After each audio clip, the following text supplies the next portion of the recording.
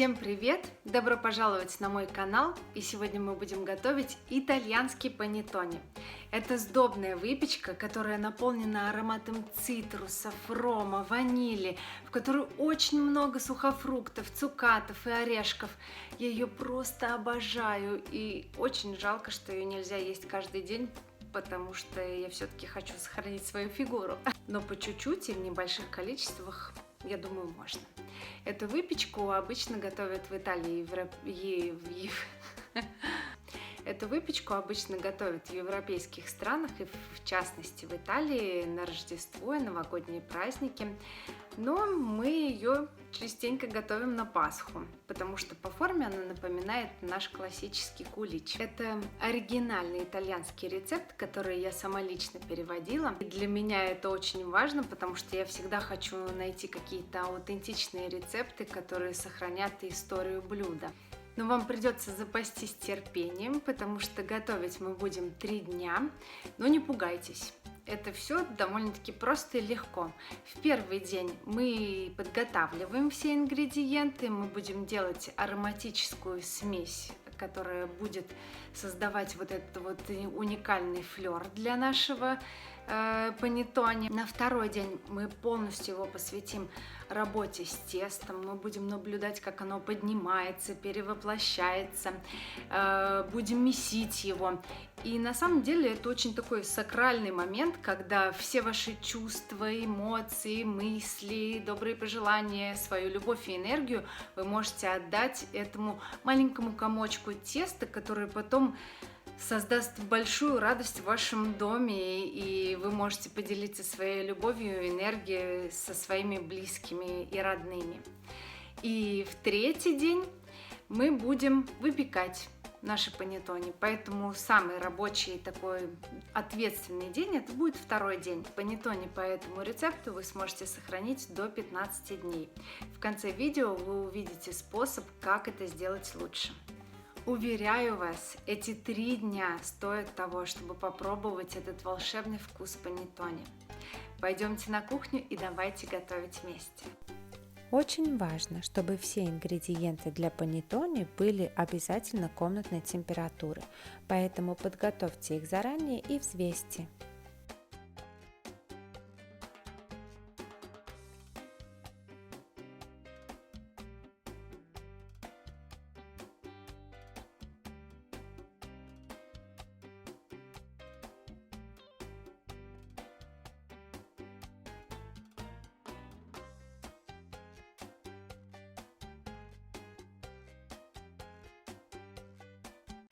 Начнем мы с приготовления ароматической смеси. Обратите внимание, эту смесь нам нужно приготовить за 3 дня до начала работы с тестом, минимум за 1 день, чтобы все ингредиенты пропитались ароматами. Нам потребуется цедра 2 апельсинов и 1 лимона. Постарайтесь выбирать биоапельсины, либо фермерские, либо с вашего сада. Цедру снимайте поверхностно, только желтую часть. Смешиваем все ингредиенты. Это 2 столовых ложки рома, либо ликера, ванильный экстракт или семена ванили, и также акациевый мед, либо мед, который вам нравится. Добавляем цедру, хорошо перемешиваем.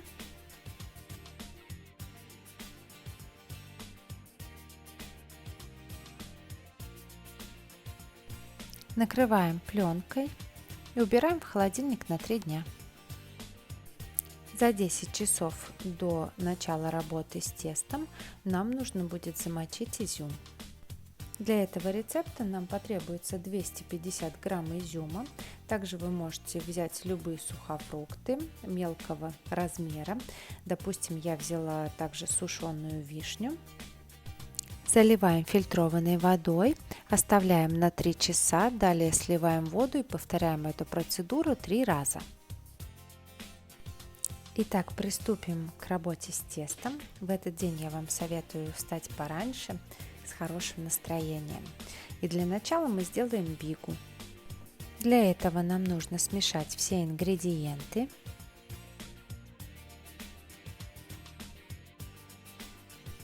Хорошо перемешиваем. Кстати, этот рецепт рассчитан на 4 панеттоне по 500 грамм. Если вы захотите сделать больше, просто увеличьте ингредиенты. Далее закрываем пленкой и оставляем в теплом месте на 1,5-2 часа. Пока наша бига будет проходить процессы ферментации, я вам покажу, как работать с изюмом. Через каждые 3 часа я сливала старую воду и заливала новую воду в изюм. Таким образом он хорошо увлажнился, и теперь нам нужно его обсушить. Помимо изюма, я напомню, я использовала сушеную вишню. Ягоды до начала использования я буду держать на чистых салфетках, чтобы убрать лишнюю влагу. Также я решила использовать сушеный инжир, маринованный в коньяке. Его сделать очень легко. Если захотите, нужно взять сушеный или вяленый инжир, положить в банку и залить коньяком и оставить в холодильнике на 3 дня. Конечно же, закрытой крышкой. У меня дома очень тепло. Вот так поднялась наша бига спустя 1,5 часа. Продолжаем работу с тестом и добавляем следующие ингредиенты.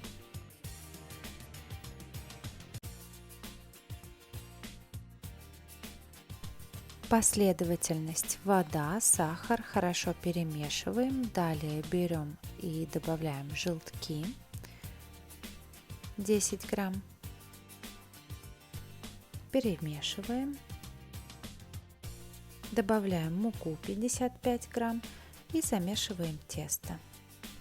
Это будет первое сдобное тесто. Очень важно соблюдать ферментацию теста этапами. Вот увидите, какое будет интересное в итоге у нас тесто в панеттоне. Далее накрываем пленкой и ждем, когда тесто увеличится в объеме в 2-3 раза. Обычно на это требуется 2-3 часа. 2 часа прошло, соединяем оставшуюся воду, это около 50 грамм, добавляем 3 грамма дрожжей и 5 грамм сахара. После 2 часов вот так поднялось наше тесто, увеличилось в объеме. Теперь добавляем смесь из воды, сахара и дрожжей. Добавляем также 10 грамм желтка и все хорошо перемешиваем.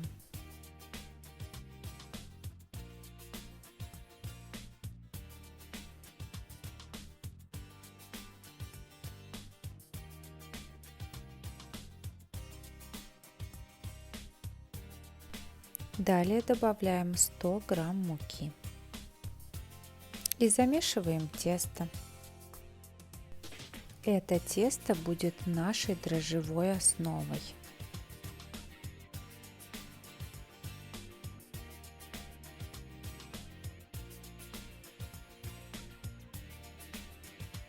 Вымешивайте тесто до однородности.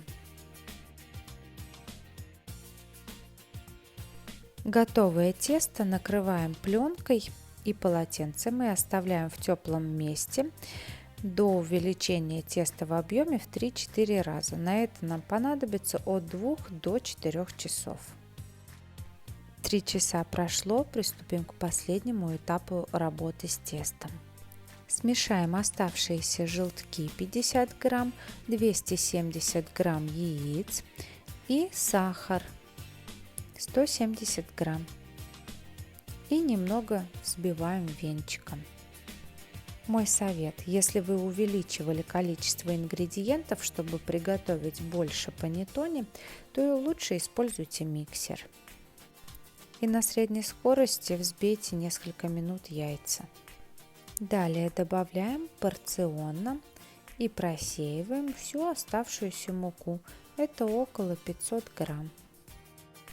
Если у вас есть планетарный миксер и вы любите им пользоваться, то весь этот процесс вы можете провести там.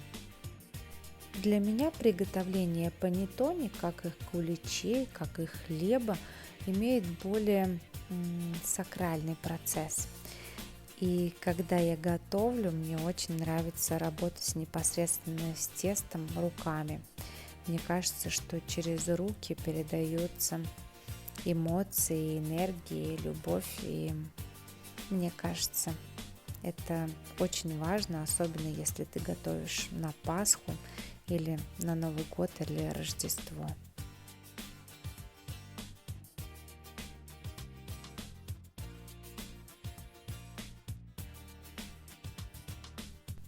Нам нужно добиться однородности теста и эластичности. Поэтому я выполняю вот такие движения. Я как бы вытягиваю тесто и опускаю его вниз.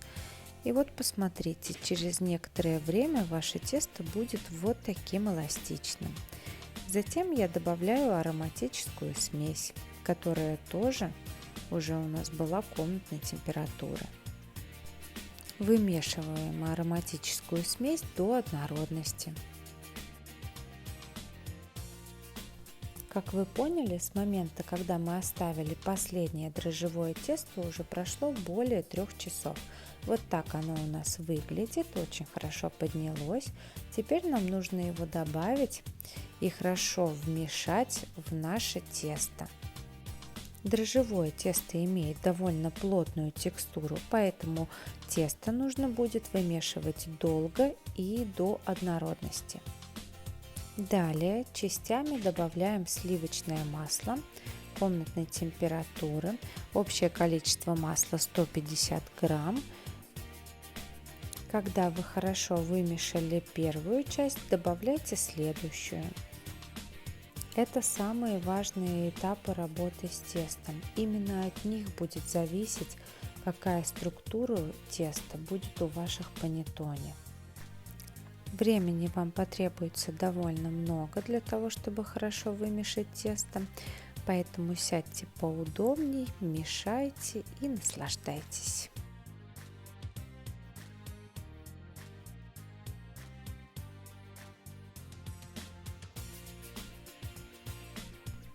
Тесто со временем будет становиться все более и более эластичным. При вытягивании оно не должно рваться. Посмотрите на такое движение. Оно позволяет тесто обогатить кислородом. Мы оттягиваем тесто и набрасываем захватыванием воздуха.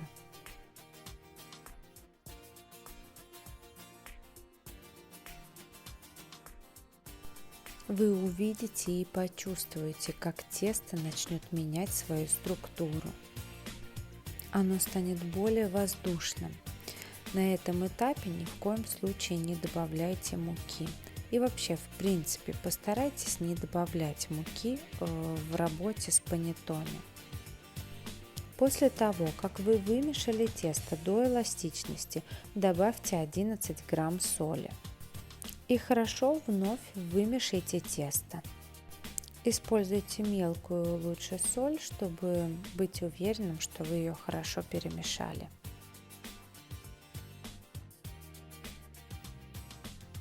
Добавляем 50 грамм кедровых орехов и 100 грамм цукатов апельсина, либо же можно использовать любые цукаты, которые вам нравятся. И также хорошо перемешиваем. Затем добавляем хорошо просушенный и промытый изюм, либо те фрукты, сухофрукты, которые вы использовали. Аккуратно вымешиваем.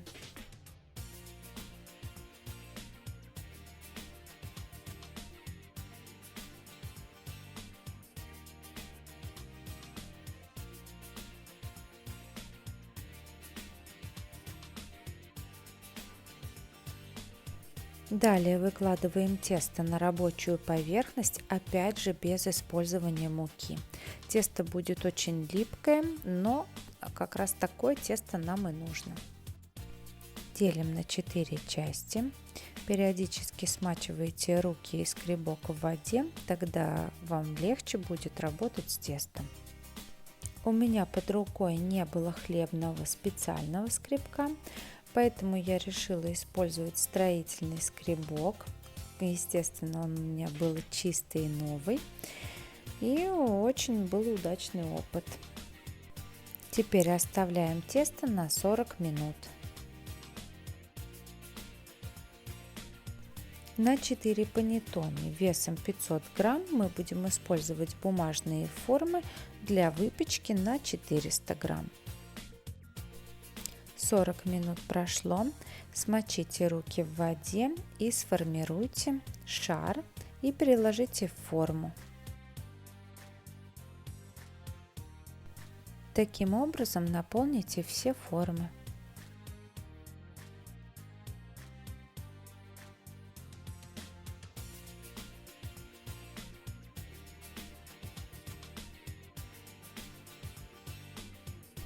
Наполненные формы поставьте сразу на решетку для выпечки или на противень. Накройте каждую из форм пленкой и затем полотенцем. И оставляем в теплом месте от 7 до 11 часов. Мои панеттоне простояли всю ночь, вот так они поднялись, прошло 10 часов. Выпекаем в предварительно разогретой духовке до 170 градусов 30 минут, затем покрываем сверху фольгой и выпекаем еще 15 минут при сниженной температуре до 160 градусов. Также приготовьте заранее вязальные спицы, обработайте их спиртом или антисептиком, либо же вы можете использовать деревянные палочки. Наши панеттоне готовы, посмотрите, какие они чудесные, только что из печки. Теперь нам нужно быстро их подвесить, чтобы они не потеряли свою форму. Пока они горячие, аккуратно в перчатках возьмите каждый панеттоне и проткните спицами крест-накрест, вот так. Вот таким образом подвешиваем до полного охлаждения, которое займет примерно 3 часа. После охлаждения вынимаем спицы либо палочки. При таком виде остывания он не потеряет свою форму. Далее предлагаю метод, как и обещала, как можно сохранить панеттоне долгие 15 дней без потери структуры и качества. Для этого ром смешайте с ванильным экстрактом и наполните емкость со спреем. Распылите на панеттоне. Затем поместите панеттоне в пакет, вновь распылите ром с ванильным экстрактом и плотно закройте. Вот так в прохладном месте вы можете сохранить ваш панеттоне очень долго. Приятного аппетита!